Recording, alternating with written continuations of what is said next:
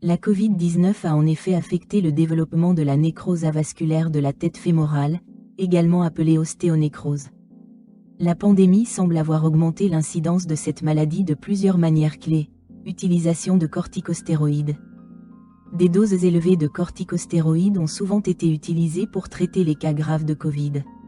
Bien que ces médicaments puissent sauver des vies, ils constituent un facteur de risque bien connu du développement d'une nécrose avasculaire de la tête fémorale.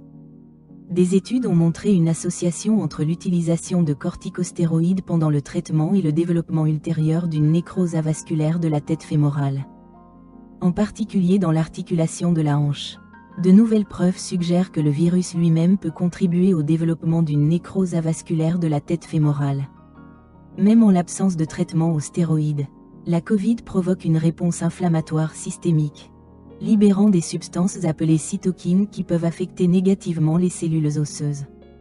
Le virus peut endommager la paroi interne des vaisseaux sanguins et perturber le système de coagulation sanguine du corps, entraînant un état d'hypercoagulabilité. Cela peut entraîner la formation de petits caillots sanguins qui bloquent l'apport sanguin à l'os, provoquant une nécrose.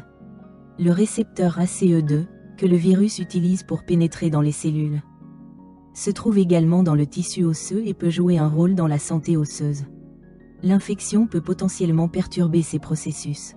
Il convient de noter que certaines études indiquent une augmentation significative des cas de nécrose avasculaire de la tête fémorale après la Covid par rapport au niveau pré-pandémique, avec un impact disproportionné sur les jeunes hommes. Le délai entre le diagnostic du virus et l'apparition d'une nécrose avasculaire de la tête fémorale peut varier. Mais certains rapports suggèrent qu'il pourrait être plus court que le développement d'une nécrose avasculaire de la tête fémorale due à d'autres causes. Ainsi, bien que les corticostéroïdes utilisés pour traiter la Covid soient un facteur important, le virus lui-même semble jouer un rôle dans l'augmentation du risque de développer une nécrose avasculaire de la tête fémorale. Un diagnostic précoce, souvent par IRM, est essentiel pour un traitement efficace de cette affection. Suite à la réception d'une plainte de douleur dans l'articulation de la hanche gauche, d'altération de la fonction de soutien et de la marche. Antécédents médicaux. Selon le patient, il souffre depuis 2 ans après avoir souffert du Covid. Il a reçu un traitement conservateur à son lieu de résidence.